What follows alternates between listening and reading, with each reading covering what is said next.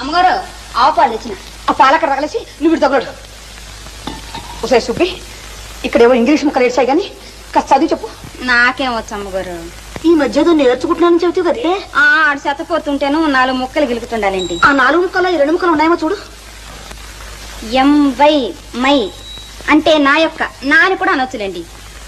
DEAR Deere అంటే దుప్పండి. జింకలో లేడు దుప్పులు ఉండవండి, ఆ దుప్పి. దుప్పే? నీ మొహం ఎవరన్నా నా దుప్పి అని రాసుకుంటారే? అది కాదండి, డియర్ అండి. డియర్ అంటే అంటే నాకు సిగ్గేస్తుందండి. ఓసి నీ సిగ్గు తట్టుబంట్ల గాను త్వరగా చెప్పి చావే. అంటే ప్రేమించుకునేటప్పుడు ఇంగ్లీష్లో అనుకునే మాటలండి. అంటే నాథానా? అదే కాదండి, ప్రాణేశానా? అవన్నీ పాతకాలపు మాటలండి. ఇప్పుడు వాటిని ఎవ్వరూ ఆడటం లేదు. మరైతే ఏమిటి చెప్పవే? అంటే నా ప్రియా అని.